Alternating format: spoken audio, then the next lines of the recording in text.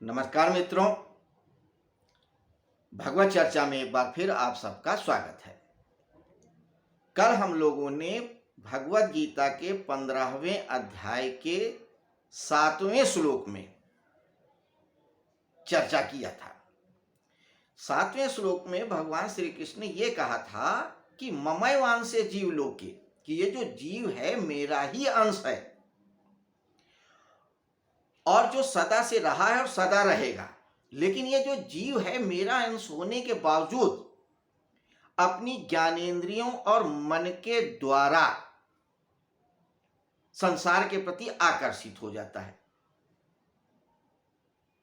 और यही आकर्षण बंधन का कारण बनता है। तो ये जो बंधन बनता है इससे क्या होता है, इसका क्या परिणाम है, इसको थोड़ा और स्पष्ट कर रहे हैं 8वें श्लोक में। तो आज हम भगवत गीता के 15वें अध्याय पुरुषोत्तम योग के 8वें श्लोक पे चर्चा करेंगे। तो आइए 8वां श्लोक क्या है उसको देखते हैं। श्लोक कहता है, शरीरम यद वाप्नोति यच्चाप्युत्क्रमतीश्वर गृहीत्वैतानि संयाति वायुर्गंधानि निवास्यात्। फिर से सुन लें। शरीरम यद वाप्नोति यच्चाप्युत्क्रामतीश्वरः गृहीत्वैतानि संयाति वायुर्गंधानि वास्यात्। वायु अर्थात वायु हवा, आसियत मतलब गंध के स्थान से। शरीरम यद वाप्नोति यच्चाप्युत्क्रमतीश्वरः, आसियत गंध के स्थान, गंधान गंध को ग्रहण करके ले जाती है, यानी वायु गंध के स्थान से गंध को ग्रहण करके ले जाती है। ऐसे ही शरीर आदि का स्वामी बना हुआ जीवात्मा भी जिस शरीर को छोड़ता है। दृष्टांत दे रहे हैं या उदाहरण दे रहे हैं। कहते हैं जैसे वायु गंध के स्थान पे अगर कोई वस्तु रखी है जिसमें कोई महक है, खुशबू है, गंध है, दुर्गंध है, जो कुछ भी है, उस गंध दुर्गंध या सुगंध को ले करके वो दूसरी जगह पहुंचा देती है या ले जाती है। गंध अपने आप नहीं जाती है, गंध वायु के माध्यम से गति करती है।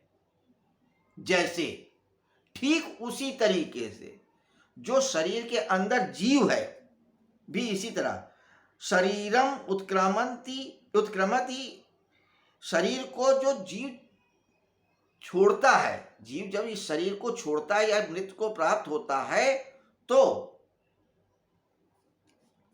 इन मन सहित जो इंद्रियां हैं ग्रहण करके गुणों को, संस्कारों को फिर दूसरे शरीर में लेके जाता है। अब इकट्ठा सुनिए।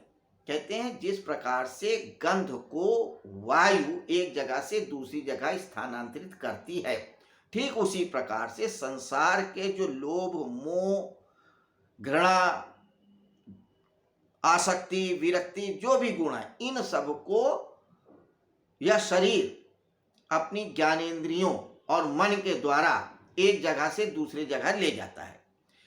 जब व्यक्ति मृत्यु को प्राप्त होता है तो जो उसकी ज्ञानेंद्रियां और मन है यही सारे संस्कारों को लेकर के दूसरे शरीर में पहुंचाता है। थोड़ा और समझें। एक्चुअली क्या होता है कि हमारा ये जो शरीर है ये सिर्फ इतना ही शरीर नहीं है, ये तो हमारे व्यक्तित्व का एक खोल है, ऊपरी एक स्ट्रक्चर है जिसे आप कह सकते फिजिकल बॉडी है। ये पहली लेयर है। इस फिजिकल बॉडी के अंदर एक और शरीर है जिसे एस्ट्रल बॉडी कहते हैं या सूक्ष्म शरीर कहते हैं। जैसे कंप्यूटर है तो कंप्यूटर का जो ऊपर का बक्सा है वो उसका खोल है, उससे ज्यादा मतलब नहीं है। मतलब उसके अंदर जो पीसी लगी हुई है या जो मोटर लगी है या उसके अंदर जो तार वगैरह लगे हैं, मशीन लगी है, वो असली चीज है। ऐसे ही हमारे ये शरीर का बाहरी हिस्सा जो है फिजिकल बॉडी, ये खोल है। इस खोल के अंदर जो असली चीज है वो एस्ट्रल बॉडी, ये सूक्ष्म शरीर है। तो जो हमारा मदरबोर्ड है वो सूक्ष्म शरीर समझो, और उस सूक्ष्म शरीर के अंदर भी एक असली चीज है आत्मा। अगर ये आत्मा ना रहे तो ये सूक्ष्म शरीर और स्थूल शरीर कोई मतलब के नहीं है। जैसे कंप्यूटर में अगर करंट ना हो तो कंप्यूटर बेकार है, चाहे मदरबोर्ड भी सही हो फिर और उसका कवर भी सही हो। बिना कवर के तो फिर भी चल जाएगा, लेकिन मदरबोर्ड होना चाहिए। तो मदरबोर्ड और कवर के साथ साथ उसमें विद्युत भी प्रवाहित होनी चाहिए, बिजली भी होनी चाहिए, करंट भी होना चाहिए, तभी वो चल पाएगा, वरना वो नहीं चल पाएगा। तो उस शरीर के अंदर आत्मा है, वो असली चीज है। लेकिन जैसे कंप्यूटर के प्रोग्राम मदरबोर्ड के थ्रू कहीं जाते हैं, यानी उसकी हार्ड डिस्क को लेके कहीं चले जाओ तो उसके अंदर का प्रोग्राम भी चला जाएगा। वैसे ही सूक्ष्म शरीर जो है व्यक्ति की एक हार्ड डिस्क है। उस हार्ड डिस्क में उसके सारे संस्कार, सारे अनुभव, सारे ज्ञान, सारे अज्ञान, सारा भाव, सारा विभाव, सारा अनुभव फीड रहता है और वो हार्ड डिस्क निकल करके दूसरे कंप्यूटर में लग जाती है।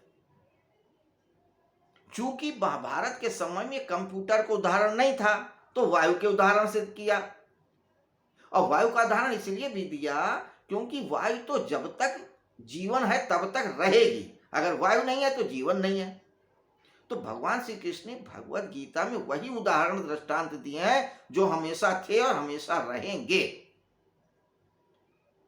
कोई ऐसा उदाहरण नहीं दिया है जो कि मानव सभ्यता रहे और वो उदाहरण ना रहे। कंप्यूटर तो नहीं था, अब कंप्यूटर है तो हम अपनी बात दूसरे तरीके से भी समझा पा रहे हैं।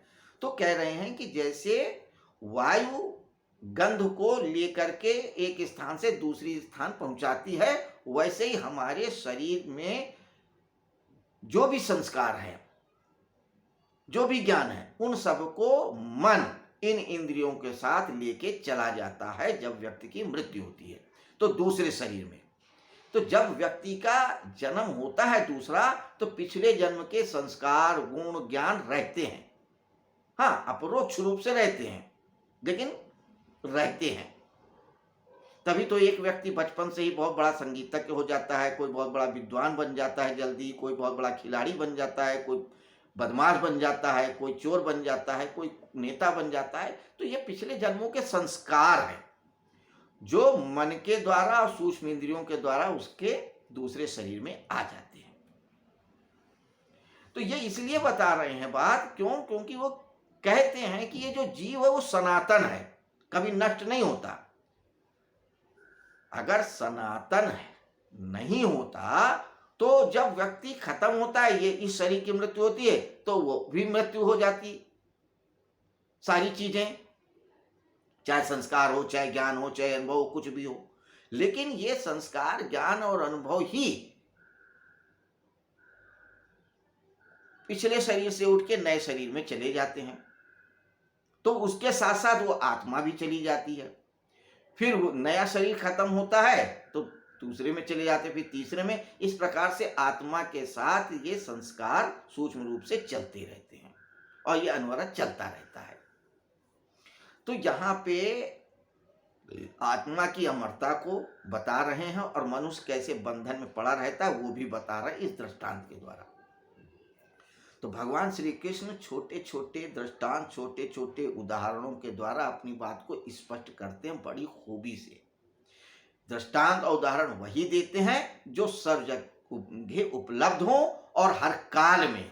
तो हर काल, देश, परिस्थिति में जो उदाहरण सामान्य रूप से मिल जाते हैं उन्हीं को लेकर के भगवान श्री कृष्ण अपनी बात को स्पष्ट करते हैं। तो ये थी हमारी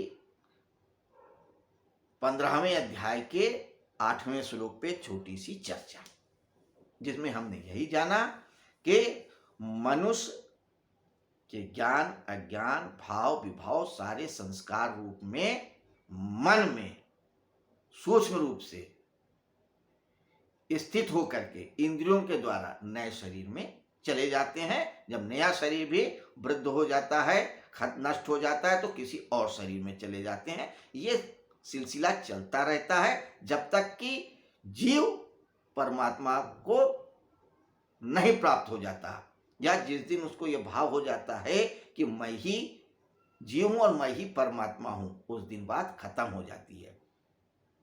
तो मित्रों, ये थी छोटी सी चर्चा। कल फिर मिलेंगे नए श्लोक पे चर्चा करने के लिए इस 15वें अध्याय में। तो अब सारांश में एक बार फिर बता दें कि ये अध्याय पुरुषोत्तम योग है, 15वां अध्याय है, इसमें 20 श्लोक हैं। इस अध्याय में भगवान श्री कृष्ण ने यह बताने की कोशिश किया है कि जीव ही पुरुष है और जीव ही परमात्मा का अंश है, यानी ये पुरुष ही परमात्मा बन जाता है। जब परमात्मा का अनुभव कर लेता है तो वो पुरुषोत्तम हो जाता है। इसलिए इस अध्याय का नाम है पुरुषोत्तम योग। इसकी व्याख्या या उदाहरण या परिभाषा कुछ भी कह लें, आगे के श्लोक में भगवान स्वयं बताएंगे। ये जब हम चर्चा में आगे आएंगे तो देखेंगे कि पुरुषोत्तम की परिभाषा क्या है, ये भी हम जानेंगे, लेकिन आगे के दिनों में। तब तक करना होगा इंतजार। फिलहाल आपसे विदा लेना चाहूंगा। नमस्कार, शुभ रात्रि।